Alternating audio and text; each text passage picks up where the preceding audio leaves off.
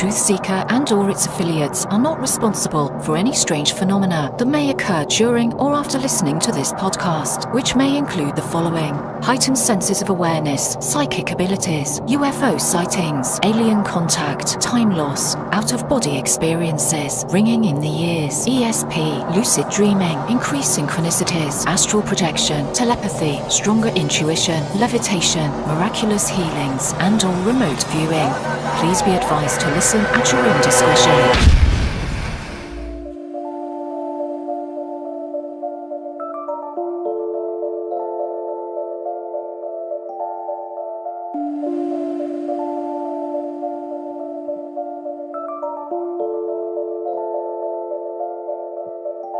Won't you come and take me away?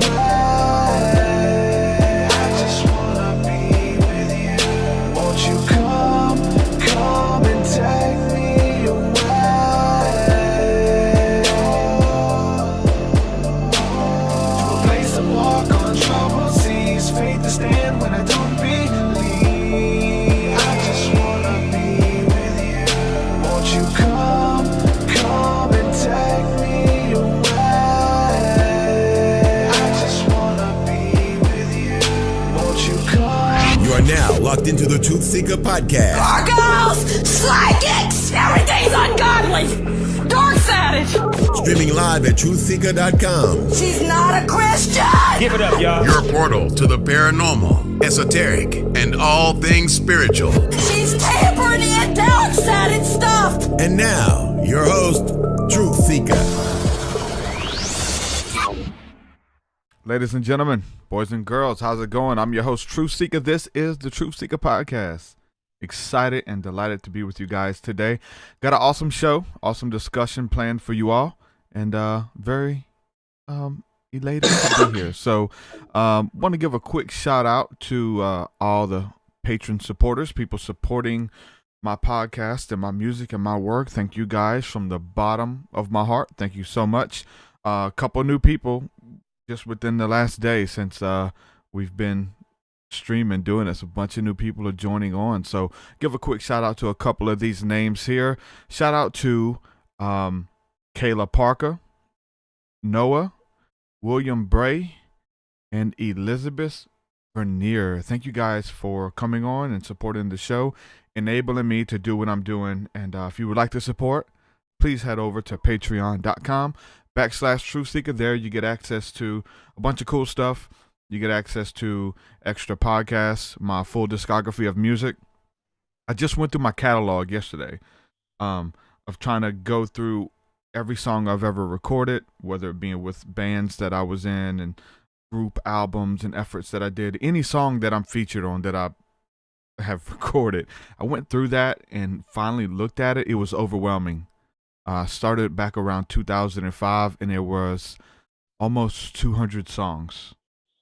Almost 200 songs. The majority of those songs are available by becoming a patron. You get access to that, my full discography, over like 200 songs almost. It's crazy. Been doing this for a while. You also get access to our Thursday night School of the Mystics classes, and we'll be doing that tonight. Tonight is Thursday if you're listening live. And so we'll be doing that tonight at 7 p.m. Central. Each and every Thursday, you get access to the School of the Mystics. It's the community aspect of what we're building here, just to let you know that you're not alone, and there are other people out there like you who have similar questions and who have been through similar experiences. So join us each and every Thursday night for the School of the Mystics. You get access to that too by contributing as little as $1 a month. So just saying that you believe in what we're doing and coming on and supporting. So thank you everybody who's doing that. Patreon.com/TruthSeekah. Shout out to everybody holding us down right now in the chat room live as we're streaming this on YouTube. Adam Starseed Bay, Christy Folks, what's up guys? Careful Carpenter, shalom, shalom, peace guys. So without further ado, I'm going to bring on today's guest, and I'm pretty excited about this interview. This is a lady by the name of Marilyn Redman, who has had who has lived quite a life and into a lot of different things, into spirituality, maybe mysticism, dealt with religion, dealt with struggle and abuse and stuff. So we've been exploring some of the things about trauma and people going and having a rough childhood and a rough life early on, and it kind of sets them up and marks them for this life of spirituality and spiritual practice, and it births a hunger within them to bring light into the world because they've sensed the darkness. They've felt what it's like to be bullied, to be abused, to be addicted, and so they have this burning passion within them to bring light to the world. And I think that's your story. So Marilyn, welcome to the podcast. It's going to be a good conversation. Oh, I'm so glad to be here, and thank you for asking me. This is a great honor. I'm really going to enjoy it. Oh, definitely. Like I said, you've been around for a while. You've been doing this for a while now. Been doing this for 30 plus years, as far as in the circuits and stuff. And you spoke at some of the Edgar Cayce events and things like that. So, I think you're, one of the pioneers for people like myself, just kind of opening up the door. You've been doing this for a very long time, even when it was maybe taboo for a lot of people. Now it's widely accepted. It's the cool thing to do. Spirituality, yoga, and things like that's awesome. But, you've been doing this a long time. Just I guess we could start with, what were some of the early experiences for you that kind of got you into spirituality, that made you ask the bigger questions in life? Well, I didn't plan to go in this route, but this is the route that I know today we've all written a script, and this was the script I had to live out. I was born into domestic violence and alcoholism and mental illness. And so my childhood was very dysfunctional and abusive in many ways. And because alcoholism ran in the family, I was set up for being addicted to prescription drugs. The doctor gave me prescriptions, and I got addicted, and I discovered in treatment that one pill and one drink is 6 times the effect. So, my life was going downhill fast at one point. At the end, it starts out when you're on a prescription or any drug. You have a honeymoon period where you think things are really terrific, and this is the answer, right? Yeah. And of course, it turns against you at some point. And so that was the turning point. I've been in hell. I know what that's about today.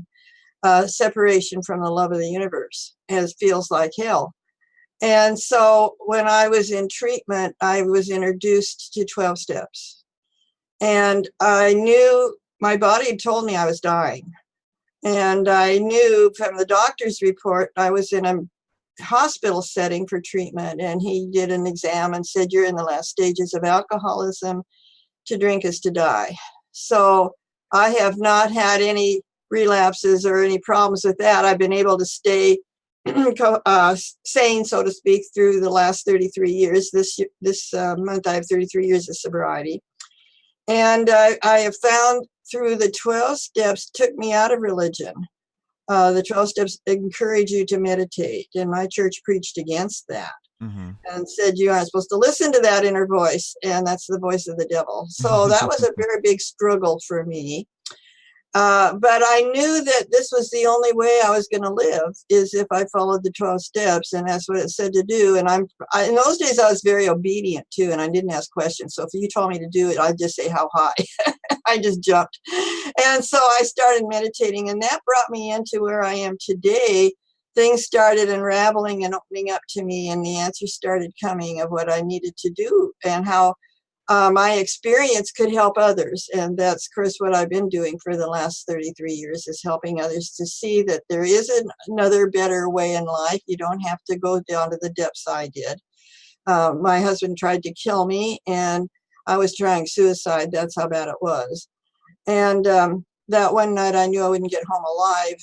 He tried to kill me several times. And my church, the prayers always came out of the hymnal.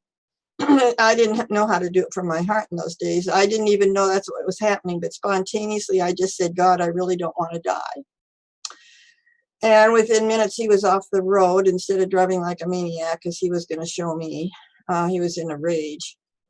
And things started to change from that point, and within a few days I was in treatment, got the answers to start to be on a spiritual path. And it took a while to understand the difference between religion and spirituality, because I'd been raised a very good Lutheran from the time I was 5 years old and baptized. So to make that switch was a challenge. But today, instead of listening to my head, I listen to my heart. And that's what I try to share. That's awesome. Amazing story. It's funny you mentioned working the 12 steps and working the AA program. I've got some friends who have went through the program and it's helped them. And when you look at the history from Bill Wilson, he actually talks about getting a lot of those steps from LSD encounters. Have you done any research on that, where some of that stuff stemmed from? Oh, I don't know about his adventures with that. I know that he went to a lot of lectures by Emmett Fox in New York.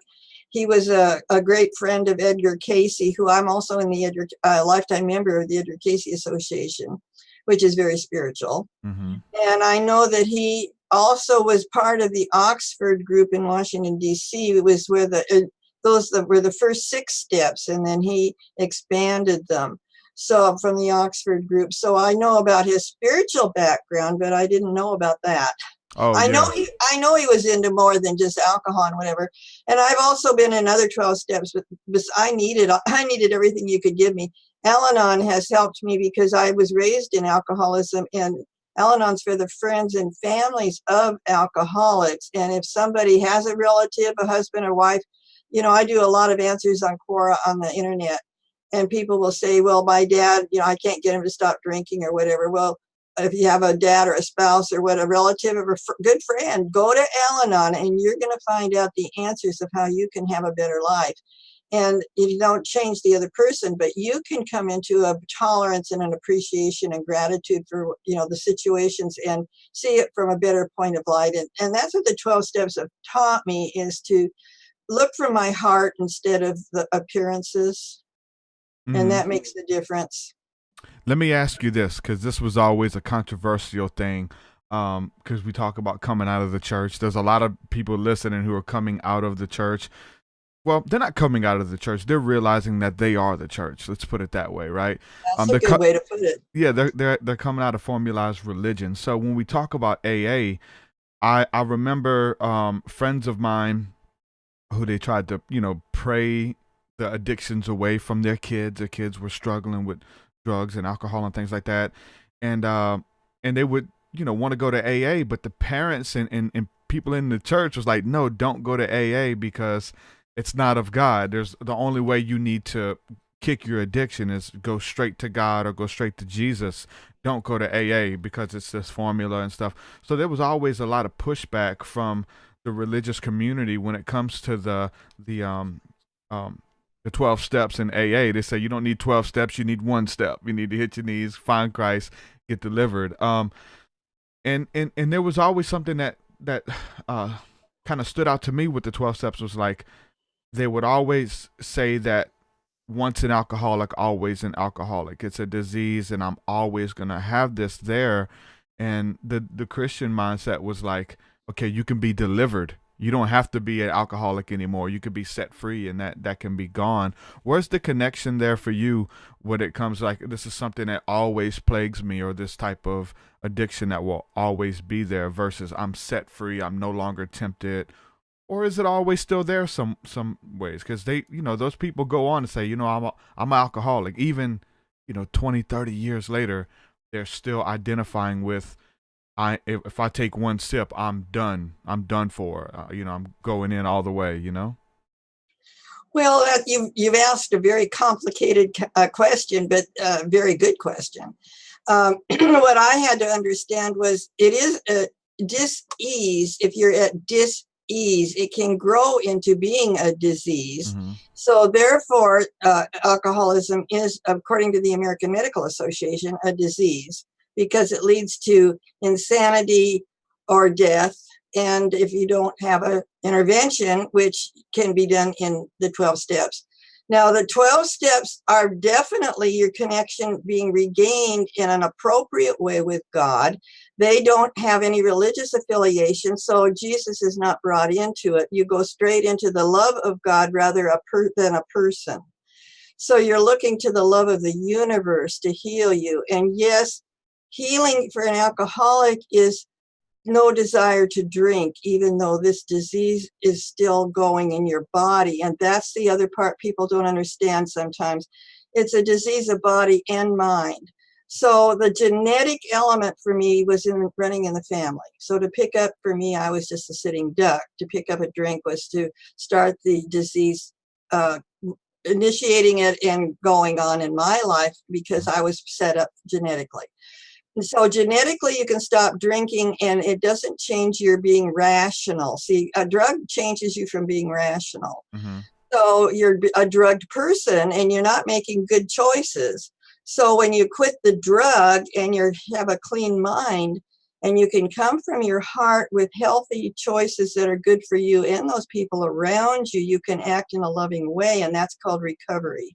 And you allow the love of the universe to flow through you to those around you, rather than your fear, anger, resentments, guilt, shame, all your negative energies. People in the Bible call those, Jesus said, Satan, get thee behind me. And that's what he was referring to, is our lower energy comes from our ego. And if that's running our life, it just does make your life hell. So the steps take you out of needing to be, and I'm fearless today. You don't have to have fear in your life. It's an illusion. And you don't have to have resentments. See, fear is the lack of faith. And in my church, they never talked about faith, So I substituted faith for fear. I found out that if you plug the toaster into the electric wall socket, you get electricity. So meditation and prayer plugs me into the electricity of God, so to speak. Oh, and I have that connection today, which I don't go through somebody else like some churches have you do to get to God. I go straight to God in my prayers and talking and communication. And so when you do that, you have to let go of anything in the way, and that's your ego. And that's what sends out the guilt, shame, and so forth. And the steps show you how to release that negative energy, the negative feelings, so that you could replace it with the love of grace of God.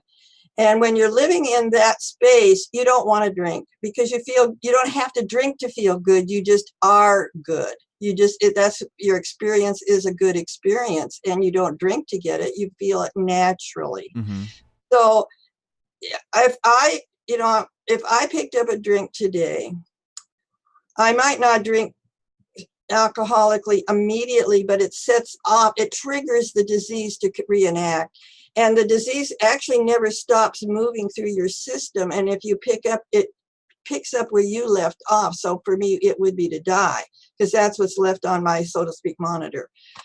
So people sometimes have a lot of relapses because they haven't reached that stage of alcoholism yet. But the only way that you're going to totally be free of this disease is, and I'm not going to test it, I'll tell you this, but if you become a Christed person, this is really what has happened for me in the 12 steps. I've discovered that you can literally replace all your negative energy with all the love and grace of God, and be in that mature place of outgrowing the past energies and replacing it with the truth of the universe, which is love.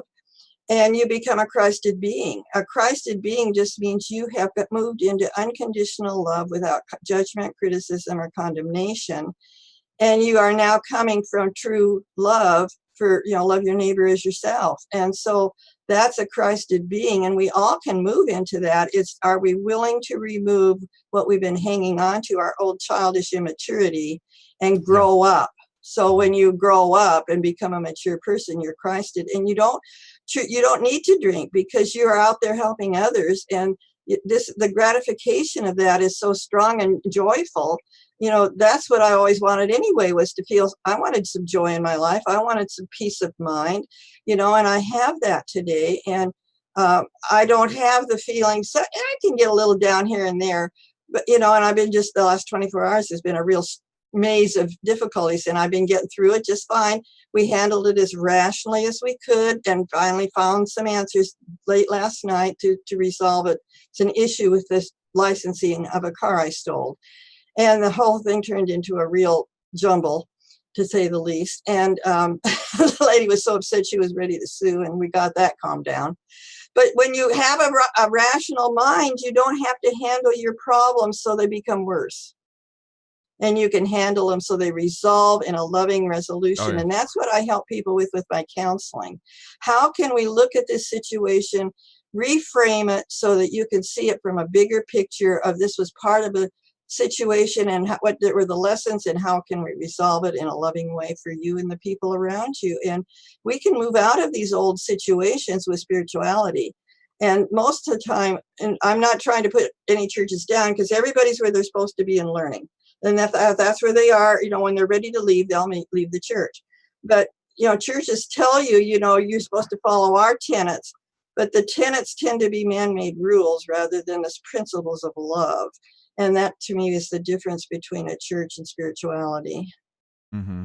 That's beautiful. So you're talking about being able to, you say, feel the love of the universe. A lot of times, whenever someone's addicted to substance, whether it be alcohol or drugs, there's a euphoria that comes with it. There's a place of escape. Like, I can leave my current situation, my family, my bills, whatever it is. I can leave the stress that I'm in, and go to this other world almost. Like, if I get high, if I get drunk enough, that stuff disappears. But we know with substance, it always comes back, and you never resolve it, but it's always there. So, but it takes us to another place.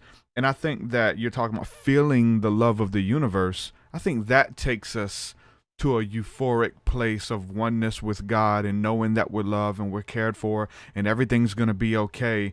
What was the first time that you felt that euphoria and knowing that everything's okay because I'm one with the Creator, I'm one with God, and I can feel the love of the universe all over my body and my mind, my heart, my understanding, feeling that love? What was the first time you felt that? Well, that's an interesting question for me. I was told in spirit to make a trip to Australia to an AA convention. And I was just newly divorced. And in those days, I was emotionally 3 years old, scared spitless of being on my own. No family was supporting me in my recovery. And God says, well, this opportunity came to go to Australia. And I says, well, I don't have any money, and I don't have the time. And, I'm not about to go there all by myself. So guess what? There was a group of 15 people going in a travel group called Sober Travel, and I could join them, so I would be with like-minded people and people I could enjoy the trip with. So then I says, well, I still don't have any money. How am I, I can't go. And I ended up in a car accident, and 5-car collision, like an accordion. And I watched the angels help everybody, so no one really got desperately hurt. It was the cars did, but the people didn't. And I came home and prayed, and I says, what's this about? And they said, well, we want you to take the insurance money from your car and take for the trip expenses to go to Australia. So I said, well, okay, I guess I'm going to Australia. So off I went, and part of the trip went to the Great Barrier Reef as part of the excursion. And when I was out at the Great Barrier Reef snorkeling, and I was enjoying the fish, we were lighting up like fluorescent fish when the sun hit them, the great big clams. This is in my first book. The great big clams opened up, and the coral was moving with the current of the underwater current and swaying, and all these different corals were gorgeous colors and shapes. It was absolutely gorgeous. And it was time to go back on the boat, and I didn't want to leave because it felt like heaven down there. I mean, it was marvelous. I'm swimming with the fish. It was terrific. And so I stood up to take my snorkel off, and it was like the heavens opened up and said, you do belong. You are part of this. And I just felt like I'm part of this whole picture. And from that point on, I never felt like I belonged. I never felt like I fit in anywhere, growing up in school and church or anything. And all of a sudden, God's telling me, you belong in this universe. You're part of us. And And it was just such a tremendous message to me. I believe that's probably my first experience, like similar to what you're explaining. Feeling the love of God, feeling the love of the universe. Especially, I mean, that's so powerful, especially when people are part of these, religious organizations, these churches or whatever, where it's just all about, you're doing this wrong, you're not doing this right, don't do this, don't do that, don't do this, and if you do, God's not going to accept you. If you do this, God's not going to love you. Marilyn, if you meditate, that's demonic, stay away from this kind of stuff. There's a lot of us who have dealt with that. We've heard that. And the weird thing with a lot of people, especially like in the evangelical movements, is like we have an encounter with God. We have an encounter with the love of the universe, as you say. And then we go to church to try to recreate that or try to cultivate that relationship. Who is God? What happened to me? And we get plugged in and we let go of the bondage of the world. Some people, kick alcoholism, drugs, or whatever. They put it down and they get in church and they pick up a whole nother set of burdens and a yoke that they can't carry. Religion puts like expectations on you that they don't, the people and leaders don't even put upon themselves, these different rules and things. And there's so much there when it comes to accepting yourself and knowing who God created you to be, and really the love of God. Some of them, not obviously not all churches are that way, but some of that stuff gets really culty and gets real. You feel bad when you leave church. Like you don't feel good about yourself or good about that God loves you no matter what you've done. There's an everlasting Father who cares for you. Some of those churches you leave and you feel like scum, like you feel, and you didn't even do nothing, but they make you feel like this weight and this burden. So you kind of have to go back to these leaders and stuff who can liberate you from that. And that's witchcraft. That's manipulation too. That's mind control. Mind And control. we have been, our whole society has been mind controlled. In fact, that's what you just mentioned. What one of my big soapboxes is about medicine. They tell you what's wrong with you instead of what's right with you, and they just perpetuate the illness by that. So if you don't focus on what you focus on, grows. So when you're told that you're, I hope I don't offend people, but when you're told you're a sinner, that's shaming people and you're making them feel less than. And so then you say, well, I have the answer. Well, it's all mind control, in my opinion. It was for me anyway. And I had to understand that I was created in the spirit of love, and I never was a bad person.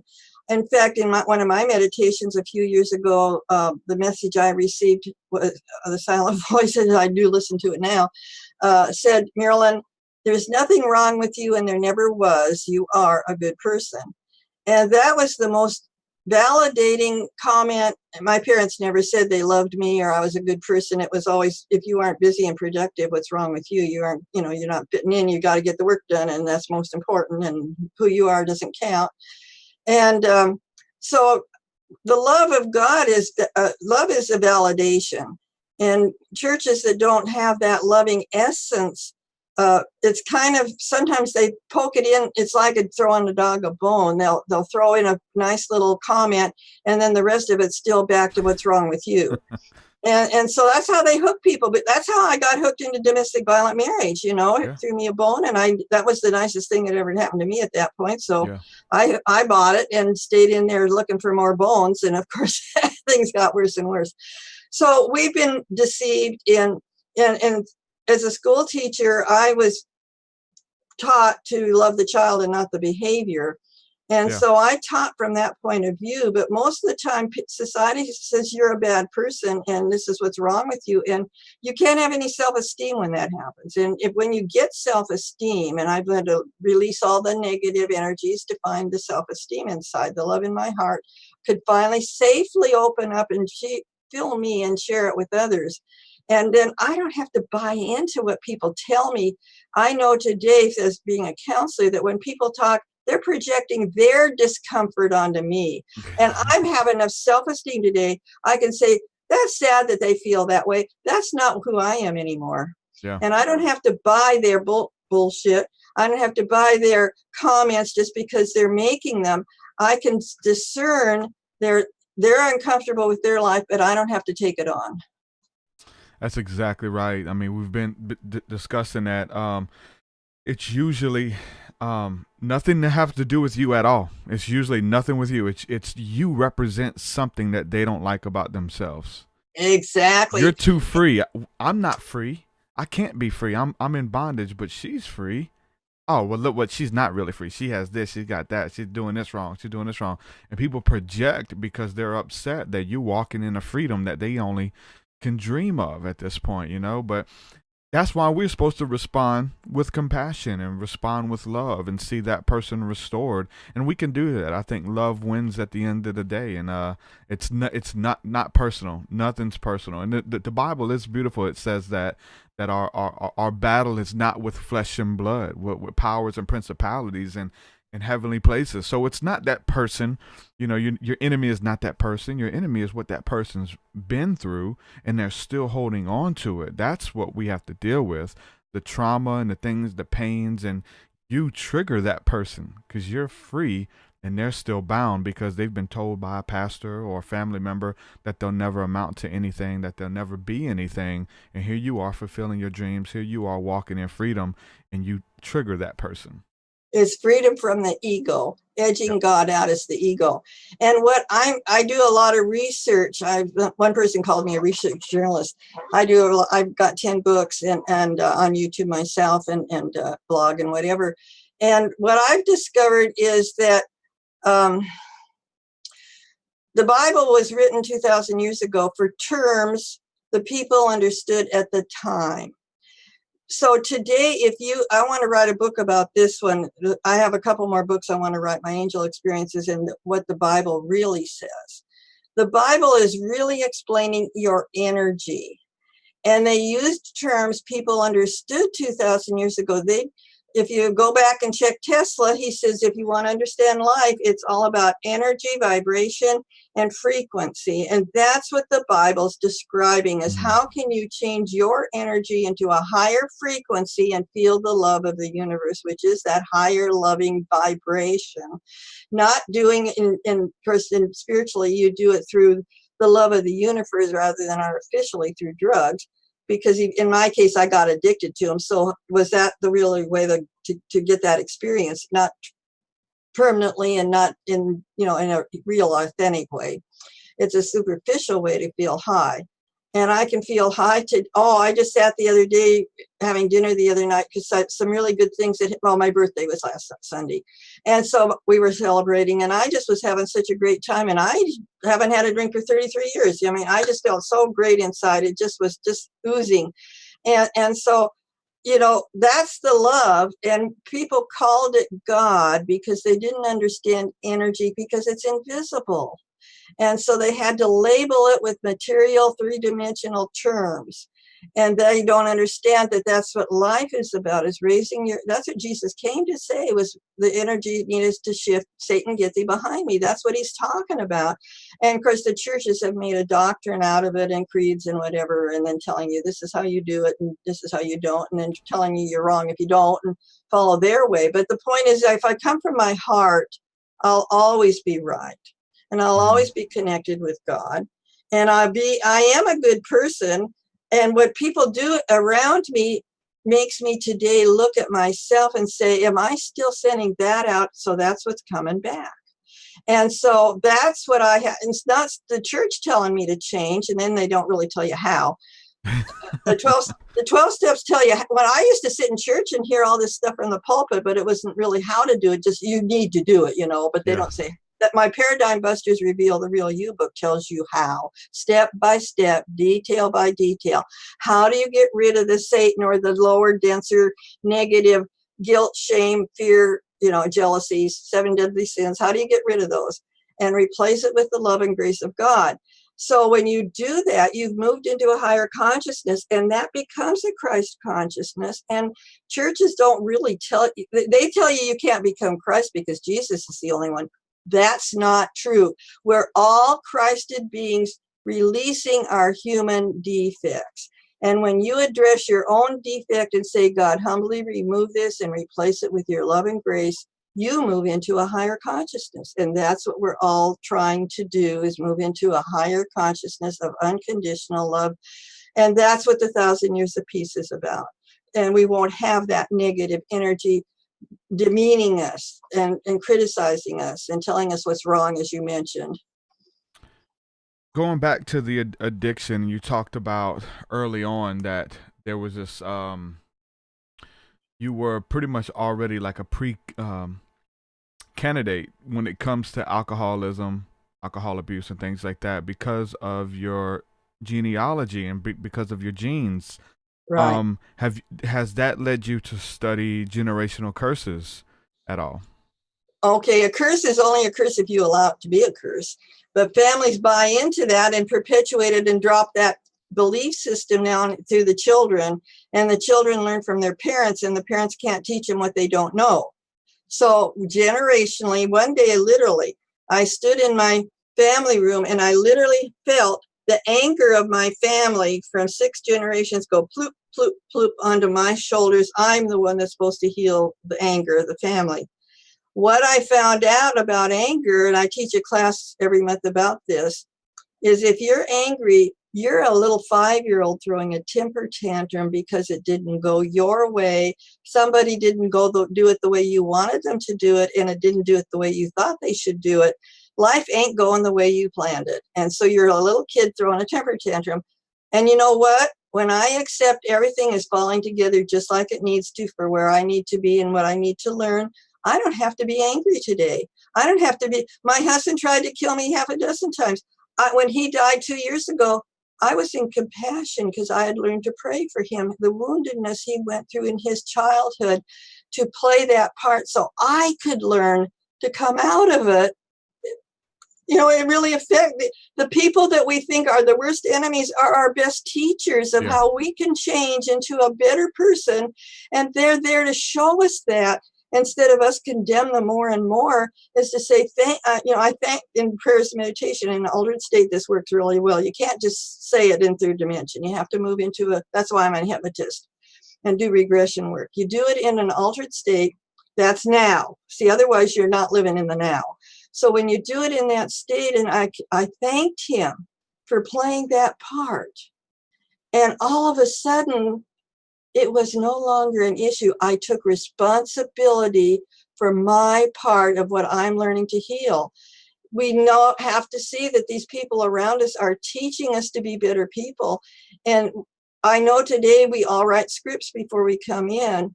And he came to me while he was still alive in spirit. He was living in another state. And he said, he says, I didn't want to play that part in your life, but nobody else was we come in soul groups, and nobody else was stepping up to do that. And he says, I loved you so much that I played, I was in domestic violence, strangled, raped, you name it, okay? And he was a sex addict, a psychopath, rageaholic, and alcoholic, of course. So that's how I met him. He made me his drinking buddy.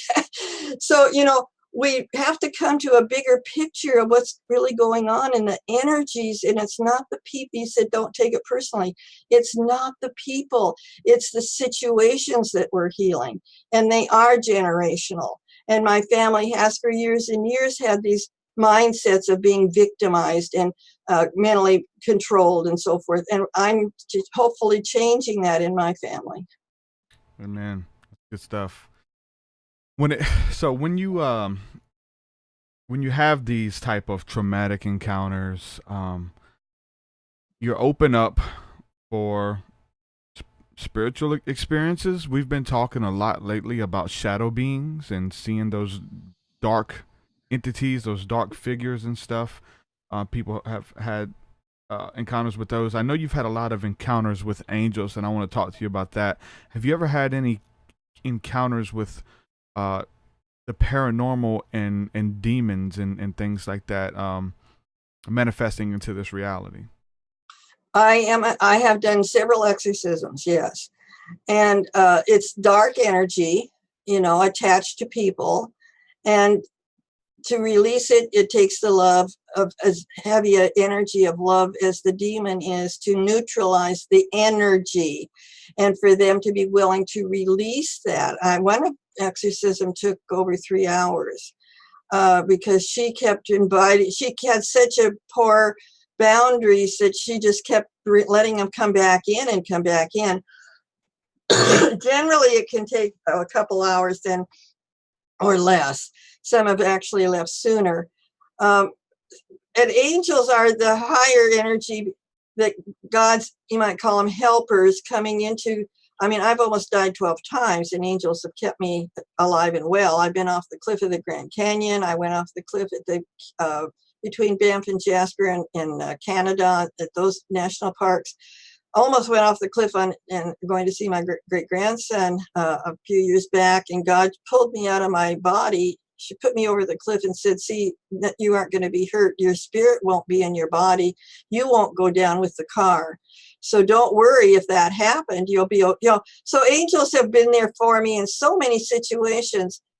I see angels and I paint their portraits. If people are interested in their portraits being painted, they can contact me at marilyn@angelicasgifts.com off my website, or I have a radio show, Love Never Fails, and I'm on the air every Tuesday afternoon on boldbravemedia.com, 6 o'clock Eastern time. And so I'm easily accessible. They can get me off of, just Google Marilyn Redmond, and a lot of my activities will show up. So, I do counseling off of Skype, if it's our phones. If you can't be living close, I'm going to have a new client just can drive, which is nice. So, if I've actually done readings, as far as a lady in Australia contacted me, and I did a reading, so out of the country even. So through PayPal, we can do these things today. Isn't that wonderful? Mm-hmm. Definitely. I know we're talking about angels, talking about demons, and without having to see them physically, we definitely can see the presence of the dark energy, of the demons and things like that. Can I just make a comment? You can see them physically. No, that's what I was going to ask you. Have you ever seen any? I have had experiences with that, and this isn't a story I've told very often. But I was traveling to see my grandsons. I live in Western Washington, south of the airport from Seattle. And I was traveling over several mountains and heading towards Boise, Idaho for Thanksgiving. And when I got to the top of one of the passes, the snow was coming, and a trucker helped me get the chains on my car. And before I hit Pendleton in Oregon, I had a flat tire. These were not the typical chains. They were a new version they were experimenting with, and of course one of the wires hit the tire and caused it to leak. I made a hole in the tire. So here I am on this freeway, no houses, flat ground. It's where they have a big rodeo. It's out in the wilds, you might say, without any town houses or whatever. And I'm sitting on the side of the road with a flat tire. No, this is before cell phones. Where there wouldn't have probably been cell phone contact where I was. It was half an hour north of Pendleton. And at those times on the news, there'd been some attacks of single women stranded on the freeway. And here I am stranded. But this little old truck comes putting down the highway. All of a sudden I went into this peace, because I was pretty anxious. What's going to happen to me sitting out here on this freeway without, no way to get anywhere else? And the man stopped. He was a little old gentleman, and he opened the window and he says, "Ma'am," he says, "do you need help?" And of course, I didn't know who he was from Adam, but I said, "Yes, I need help." So he says, his comment was, "I need a second job." He was a retired gentleman. So I can't help you all the way, but he says, "I can get you to Les Schwab," which is a local tire place on the West Coast. "I can get you to Les Schwab. They'll come out and fix your tire, and then you can get going again. You want me to take you into Les Schwab's?" Because my eyes perked up. Yeah, I'd love to be able to get help. So he took me into Pendleton, and the man at the shop said the whole room was filled with clients waiting to get their chains on and snow tires on because the snow was coming. And I told him, I says, I got to get across the Blue Mountains before dark. I had a nightmare experience years earlier, and I didn't want to go through that one again. And so the man looked in the room. He says, if you don't tell anybody in the room, I'm taking you next. I'm not in line, right? I'm taking you next, and I'll get you back on the road. He says, don't tell anybody, but he says, I'll help you. So they came out, got my car, fixed the tire, and got me on. And when I went, I was still at the counter when I was talking to this gentleman, and I went to turn around to thank the man for helping me, and he was gone. I recognized later, that was probably my first experience seeing one as a physical being. And I went to thank him, and he was gone. My boyfriend has had numerous experiences where they've shown up in physical form. And I could tell you several of his stories. But yes, I have seen them. And I have actually felt at one point I was an angel in physical form for somebody that needed help one day. And I'm sitting there in my car, and she's talking to me about what she needed to say. And I'm waiting again. It was a tire problem. My tire went flat. I ended up in this lady's car waiting for the AAA to show up. And I'm sitting there saying, oh, I'm supposed to be here sitting and listening to her. She needed someone to talk to. Apparently she'd been praying for someone to hear her story and what she needed to understand. And there I was. So it dawned on me, oh, I'm there for her. So we can be angels too. Yep. That's what the word angel means, is messenger, someone who's carrying a message. And I think in the scriptures that it calls Paul a messenger. But there's something, I mean, there is that they're not just messengers. They're otherworldly at times. You know what I'm saying? They're etheric light beings from another realm. And they're not just, because I think some people will try to say, well, you know, angels are just people. Angels are just people.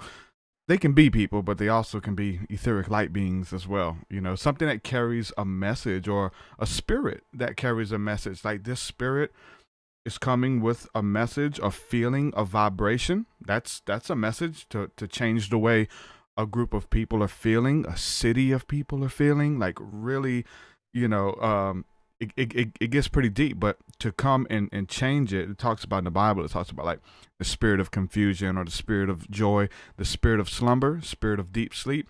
And these spirits would go back and forth with God and say, hey, let me go down and be this type of spirit. And this other one, they would kind of petition God, wanting to go down there and change the vibration of the people. And those are angels.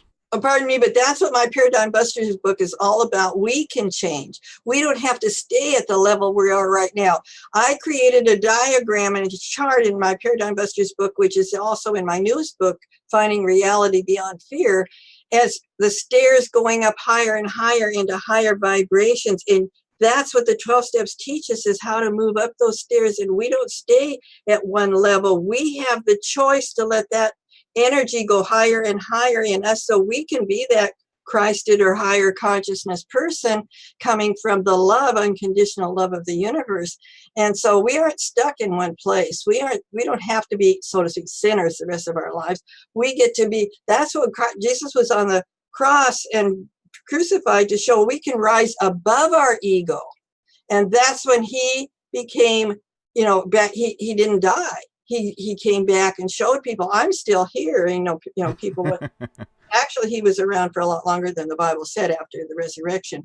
We resurrect from our lower natures into this higher consciousness, and not that we're going to be, well, part of us is our whole consciousness. If you put it all together, part of us is a little bit of an angel, but we have to grow into it.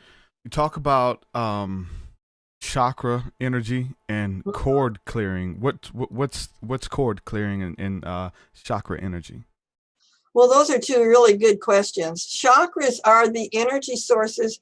There's 7 basic chakras. There's lots more. My boyfriend does pranic healing, and he's familiar with all of them. But there's the root chakra, the solar, the navel chakra, the solar plexus, the heart, the throat, the crown chakra, and then the third eye. And those are the energy interfacings with God's energy from the universe. And you have to clean out those chakras so they function and bring in. I have a chart about this in Paradigm Busters too. And I teach it every month in my class. You have to clean out those chakras so the love of God or that energy from the universe can come in and actually integrate into your physical body. That's your health. And if you're toned off from that energy of love integrating in your system, you're going to get sick. That's what the sickness is about, is they aren't functioning. And you've got to get them opened up so they can allow all the energy in, and you can then be as healthy as you can allow that energy to interface with your whole body. Cord clearing is really important, and that has a lot to do with being codependent. We take on all this energy of everything around us, especially people. If you're, in my case, a woman who was totally clueless, and I latched onto my husband as a barnacle because I'm 3 years old. Well, it turned out he was probably 3 years old from his abuse.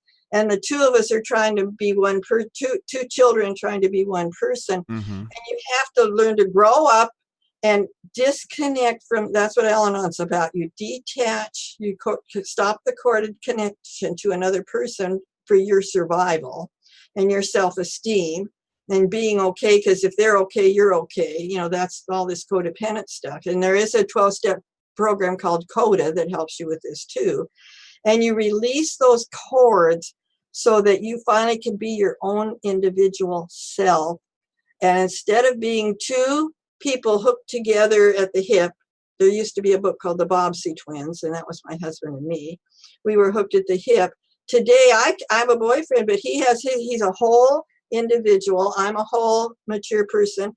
And we come together as partners rather than clinging like a barnacle onto somebody else. Mm-hmm. And we each have our own lives, and then we share, but it's not at somebody else's expense. I call it win-win in my counseling. How can you work this out so you both get what your needs are met? And if you meet your own needs, see, you don't need to be a barnacle to somebody else, and those cords can be released and you can turn into a mature person. And you are no longer that little kid hanging on to an adult trying to make it, or another person not any older than you are trying to make it in life. You can grow up when you do your cord clearing. Talking about growing up, talking about being stuck, it's very interesting. You talk about being 3 years old, and that may seem kind of far out for some people, but there's a lot of study out there that shows that you're kind of stuck at that age where the trauma happened to you, where something bad happened to you. And it's talking about a lot of experts who study this. They've said Donald Trump seems to be stuck, at a young age as well from some trauma, and still having something to prove that he, can get something done, or he can be somebody, or whatever the case is. He's an overachiever almost, and being stuck at that early age. So it kind of like never have actually grown up so that they can ascend to the higher levels of consciousness. Well, I was an overachiever. I was valedictorian, trying to get my parents to give me some validation and say, well, we're proud of you. I just kept getting A's, thinking, well, one of these days they're going to notice I do really well. And I became valedictorian, not because I'm the smartest kid in the class. I studied the hardest because I was trying to get recognition, and they weren't recognizing themselves because they never grew up, so they couldn't give it to me. And so I've learned God recognizes and validates me today. I had a beautiful validation last night at a meeting. And, this man stayed to say, what you said. He says, I'm going to keep it in my heart forever. He was very impressed. So today, I don't look to people for my validation, but it comes because I have something to share, and they recognize that. And I'm very grateful that people are listening and hearing that there's better ways to live our lives today. Awesome. Go ahead and talk a little bit about your newest book, Finding Reality Beyond Fear. Well, I'm very proud of it. It's actually my story growing through the stages. The universe has laws, the universal laws, and they are laws of love. Now, when people read the Bible and they say the Lord, they're really talking about the law of love. It's not really a person. And so like the 12 steps, that's what we were talking about last night, is the law, principles of love. And when you're following those principles, your life improves because you're now focusing on what works instead of what doesn't work. So my book is divided into 4 sections. finding grace. And what we've been talking about is releasing what doesn't work, on how I did that. And the second part is finding balance. And there's different little slogans, we call them, to help you find a balance in your life. When you've gotten some self-esteem and you feel good about yourself, then there's little sayings like, keep it simple, easy does it, this too shall pass. When you have situations that are coming up, it helps you to handle those situations, and we call it finding balance. The third part of the book is finding sanity and health. And the more you open your heart and release what doesn't work, your health will actually be restored, because that's what the problem was in the first place. But medicine doesn't recognize that. And finding truth in the end is we can actually ascend. If you know about alchemy, we are the pot of gold. We are the genie in the bottle. But when you ascend into that higher consciousness, that's what the fourth chapter is about. And we do actually become Christed or masters of our own life. We can make the choices that give us the results that are loving solutions, and that you master your emotions so you don't go down the tubes with your old, I'm a terrible, horrible, awful. I used to think I was a terrible, horrible, awful person, and I was going to have to live the rest of my life this way, and oh, God, help me, But we don't have to stay in that attitude anymore. We can change it, and we can be the innocent child, which has no criticism, judgment, condemnation. And we can move out of that place in our innocence. That's the love coming through us to others, being innocent like a child. And so the fourth part is about accomplishing that higher level of consciousness. And I think it's that chart for going up the vibrations that I mentioned is also in that book. So I have found ways that worked for me, and I surely, people have told me it works for them too. So if someone were interested in going to Amazon.com, my books are on Amazon.com. I have ebooks altogether. I have 10 books on there. They all are about moving into higher consciousness one way or another. I have also a book on there called Road to Success, and another one called The Real Meaning of 2012, Bringing Heaven to Earth. And that's what we're really doing. We're releasing the negative and merging in, and we're all doing this in one way or another. So what happened in 2012? Do you believe something happened there? Something shifted? Oh, it was a huge shift. When Jesus came in 2,000 years ago, there was a photon belt, and that was the Christ consciousness energy. And if you know anything about astrology and so forth, I'm not a master of that at all, but I understand some basics about it. And that allowed his energy to bring him into a higher loving God type consciousness. And of course, people often see him as God, and the churches promote that.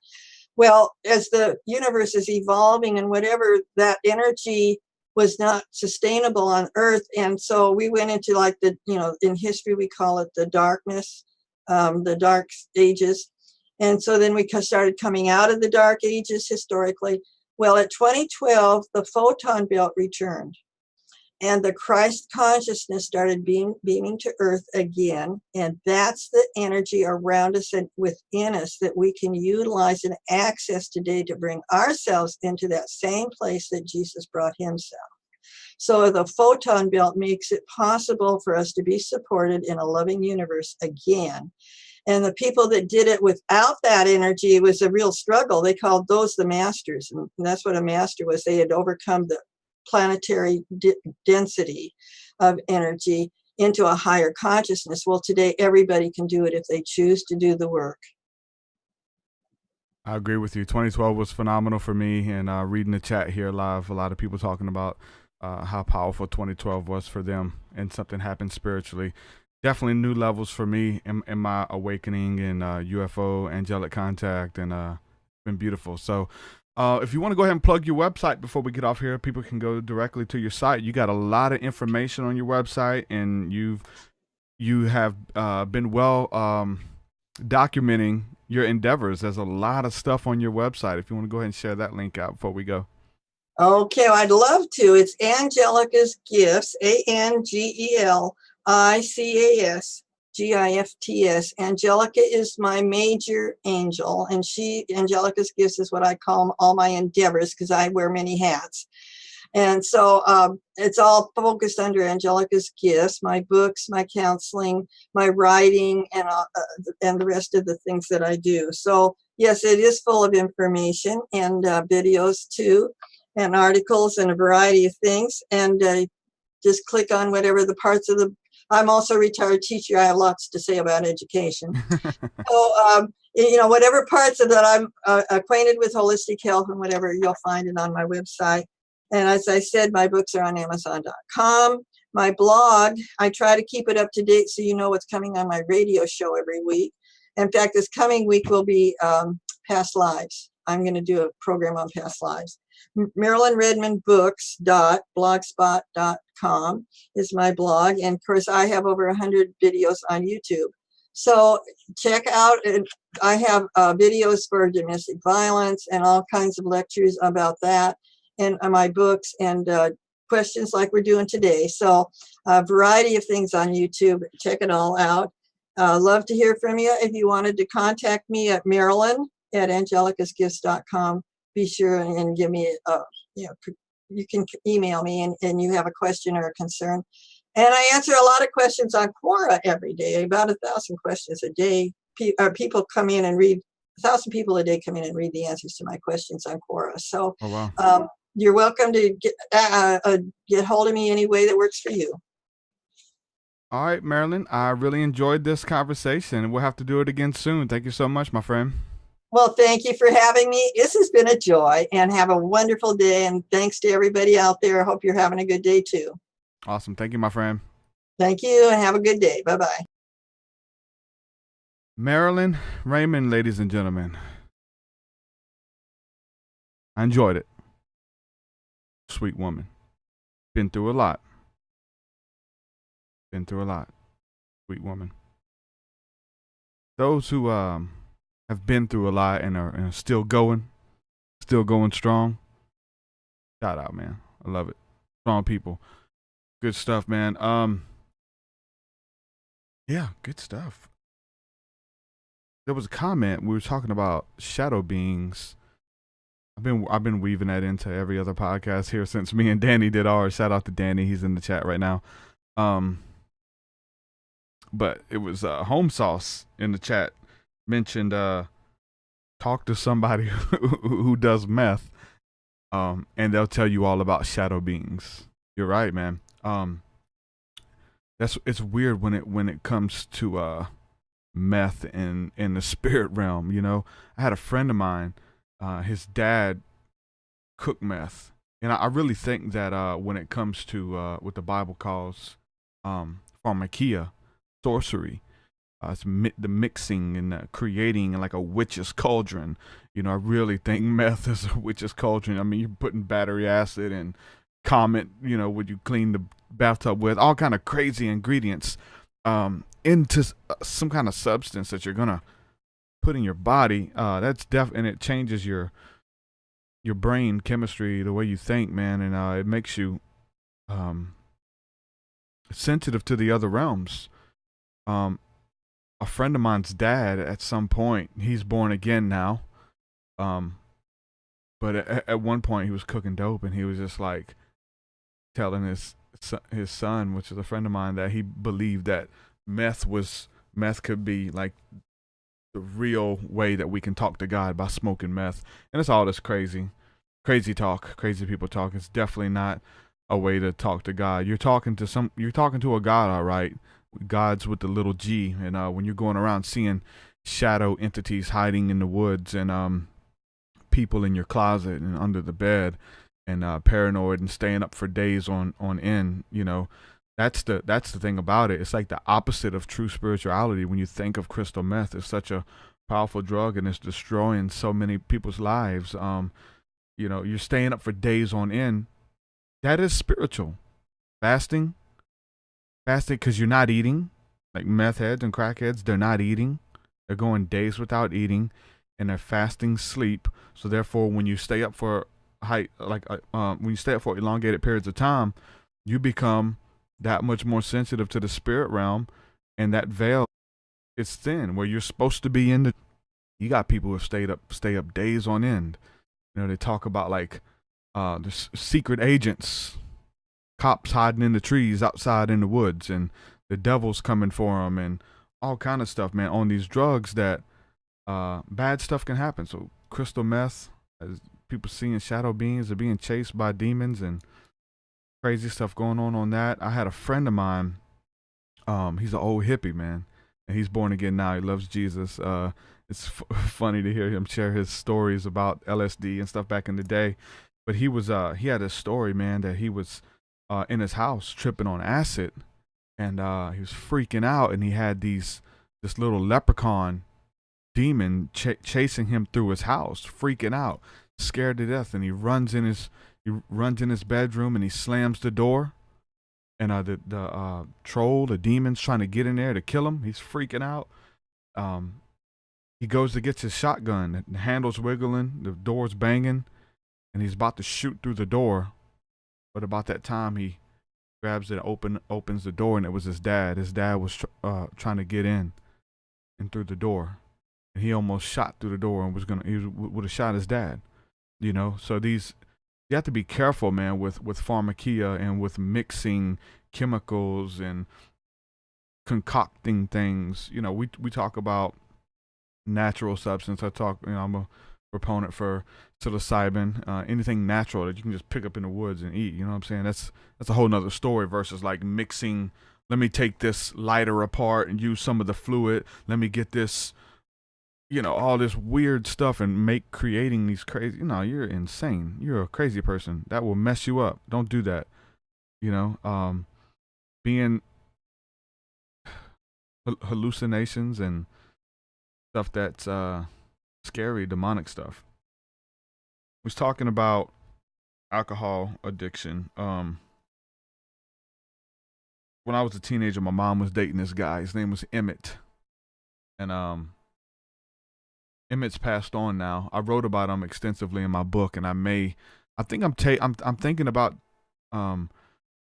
just taking a bunch of chapters out of the book and just putting it online for people to read. There's some stuff that I shared that I don't want to share anymore on there because you know, some people were hurt when they read it, because I put personal information in there for other people who weren't resolved or healed, and I talked about some things openly in my life, and wasn't good. So my mom. But I'm thinking about taking some of the chapters out and just putting it online just so you can read. And there's some chapters where I talk about Emmett. Emmett was addicted to like all kind of pills. Any pain pill. He only had one leg and he had like metal rods in his back, and talk about him extensively in the book. And there's some crazy stories in there about me and Emmett. But one, when it comes to alcoholism, the guy, he picked me up from I was in Alabama. He was going to take me back to Louisiana where my mom was staying. So he comes to pick me up, and the dude had a gallon of vodka in his truck, and he was just sitting there chugging it. He's like telling me I can have some, and we got to drive 2.5 hours on the interstate back to Louisiana, and he's swerving all in the road and freaking out. And we're on the interstate. One point, he pulls over. We go to the store, and I got him to buy me a 40 ounce. I think I was 13 at the time. Bought me a 40 ounce of St. Ides malt liquor, and I was drinking that. But another point, he pulled over. He wanted me to drive. He's like, "I can't drive. I need you to drive, Derek." Like, man, I don't know how to drive. This was like a standard, you know, stick shift. I can't drive that. I need you to drive. He's like, "Well, we're gonna pray. Make sure we pray so we can make it back." And he grabs my hand. He's praying with me. He's like, "God, help us to get where we need to be safely." And he's still chugging this straight vodka, man. And he's on pills and stuff too. And he's like squeezing my hand so hard, man. My hand was like hurting so bad while he was praying. And we got back on the interstate. He's trying his best to keep it between the lanes. I'm scared to death, scared for my life. I don't know what to do, man. We're driving. We pass up the exit that we're supposed to get off at, and then he goes out into the median on the interstate and just goes way down this hill, comes back up the other side, and, you know, freaking out. And so finally, we were getting close. We were probably we're probably 15 miles away, and we got pulled over. He was going through a city, and we got pulled over, and the cops came in there and arrested him, and was asking him about the St. Ides alcohol in the floorboard. And it's like, did you buy that for the kid? I was like, nah, that ain't mine. It's like, no, you're not drinking straight liquor and St. Ides. And man, that guy, alcohol, man, it messes people up, man, if they can't overcome it. And I've got countless stories about Emmett and my mom fighting. Some of it's in the book if some of you guys have read it, but I want to post some of that online. I'm going to post it on my website, just a couple excerpts and about Emmett and those stories with dealing with alcohol and abuse and watching him and my mama fight, fist fights. There was one time, and all this is in my book, man, but there was one time that my friend Michael was spending the night with me over at our house, and Emmett and my mom were up fighting all night. They're just throwing blows back and forth. He only had one leg. He's hobbling around the house.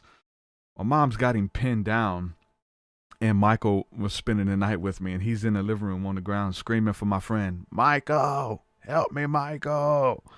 And I was like, bro, go in there, help him, bro. He's calling you. He's like, I ain't going in there. I was like, man, go help him.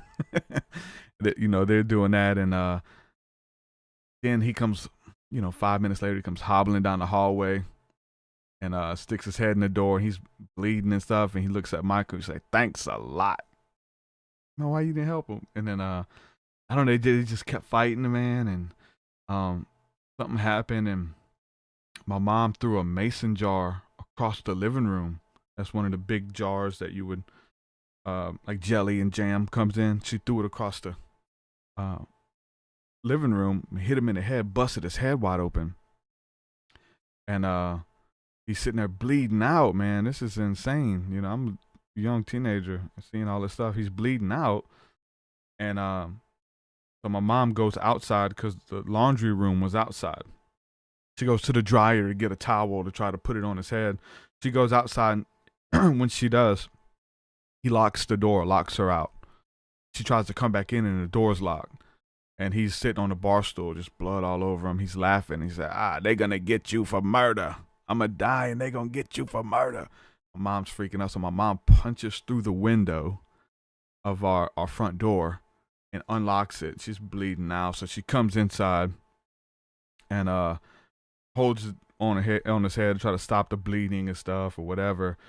And one of the times when I first walked in and they were fighting, he was laying on the ground, and my mom had his fake leg in her hand, and she was trying to pull his leg off.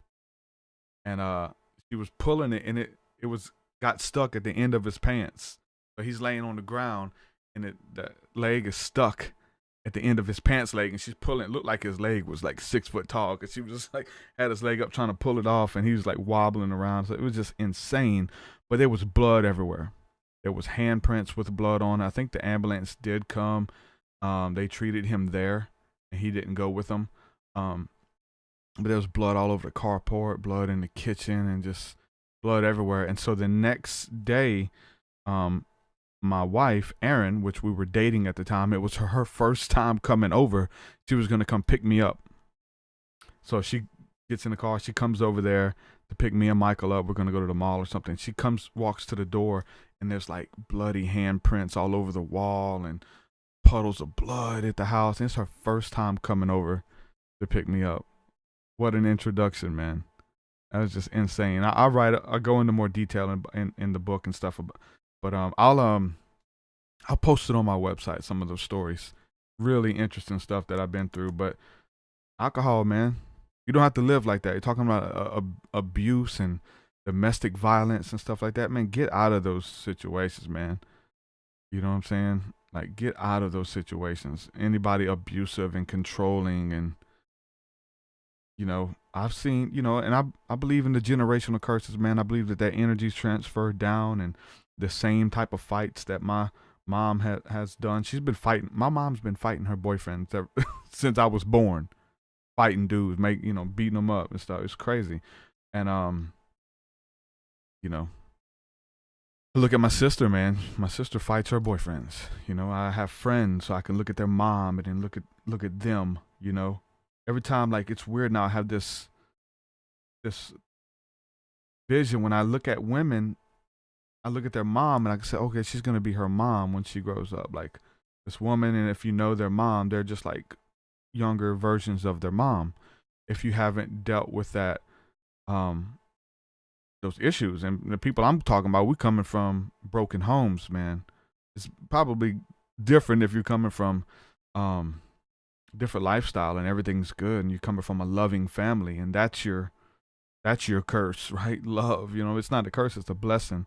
But that's what you're born into, and that's what you're shown. That's what you have there. It's what's instilled within you to share, man. I remember, you know, just all of this stuff coming with generational curses, man. Like, all my granddaddy, my brother, everybody. Like, I've been around situations where they abused women. Like, it was normal for me to be a kid and see my granddaddy backhand my grandmother. See my brother slap his girlfriend in front of company, in front of people. The girl's crying. You know, I've been in situations, they're asking me to help them. I'm, you know, 9 years old, 10 years old, 11. I can't do nothing. My brother's huge, you know. And see my cousins, and they all beat their girlfriends. And they were young. It wasn't like they were old men beating their wives. These dudes was like, man, they were teenagers. They was like anywhere from like 17 to like 25 years old. I've seen it happen, you know, beating women. And I had to catch myself, man. You know what I'm saying? I had to deal with those demons. I was gonna be following down that road. I remember, you know, doing things I shouldn't have did. And when I was in that lifestyle, when I was into witchcraft and all of that crazy stuff, man, I was going to go down that same road. And thank God that I broke the curse, that I reversed the curse, and got into Jesus and let him change my heart and change my life.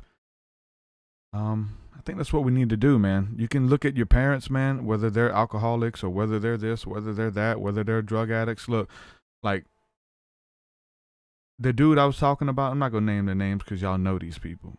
But the guy whose dad was cooking meth, he cooked meth with his son. They bonded over cooking dope. You know what I'm saying? And then when the son's addicted to meth and addicted to dope years later, and the dad's healed and delivered, now he's in church. He don't cook dope no more. And he wonders why his son can't do right. Why you can't do right, son? Why you running around doing dope? You taught me this. You taught me this stuff. You brought me up in this. That's a generational curse. And that father, the son, you know, when you mixing chemicals and there's chemical reactions and stuff, that they had a situation where the meth lab blew up, and he seen his dad's hand go flying off. Dad blew off his hand in front of the son cooking dope. You know, and his dad to this day only has one hand. It's a reminder. Every day you can lose your hand cooking dope, and the son's seen it happen. He's a little kid, and that's all he knew. That was normal for them. Crazy, man. I believe in generational curses. I can see them. We can rid them. Take it to God in prayer, renounce it, deal with the hurt, deal with the stress, deal with the trauma. Nip it in the bud, man, because you're going to, you know, those who, and essentially comes down to those who don't learn from the past are doomed to repeat it. It's just a cycle. We talk about being on default. We talk about being on autopilot. Same thing. Same thing. You're on autopilot. You're just doing what you know to do. You just pass down. You don't even know it. You think you're original. You think you're unique. You think you're an individual. You're a spitting image of your father. Spitting image of your father. That's why we've adopted into a new family. Our father's good. I have a good father. Now we're resembling this father. Now we're taking on his character traits. The good stuff. it's deep, man. I hope this resonated with some of you guys. I really enjoyed this conversation. A lot of good nuggets in there. A lot of good stuff that you can apply to your life. And don't think it, like I said, I'll have to kind of give the disclaimer sometimes or whatever, but don't think that just because I have a guest on that I'm like with them and everything that they believe. I try to find the gems. I think everybody has something that they can bring to the table. I think that a broken clock is right twice a day. And everybody has something that they can bring to the table. I don't think anybody knows it all. I don't think that anybody is walking in 100% truth or walking in, I don't think that anybody has it all together, especially when there's so much, there's so many more topics and stuff that interest me. And there's like not one preacher, there's not one guru, there's not one musician or whatever who has done the homework or has done the studying and is well-rounded enough to be like your only teacher. God speaks to us through everything and everyone. God speaks to us through everything and everyone. Nature, the donkey, you know what I'm saying? Balaam, God speaking through the writing on the wall. He's speaking through the donkeys in scripture. Whatever, if you're listening, God will speak to you. He's speaking to us through one another. So with that, I'm going to say peace and shalom. Thank you guys for supporting my work. And we'll do it again very soon. Head on over to patreon.com/TruthSeekah to support. I appreciate you guys. Shalom, shalom. Peace. Your way so much higher than mine, so much higher than mine, so much deeper than mine, so much deeper than mine. Well, that does it for this episode, folks. To hear more episodes of the TruthSeekah podcast, head over to TruthSeekah.com. And if you're wanting to support the show and get rewards, go to our Patreon page at patreon.com/TruthSeekah.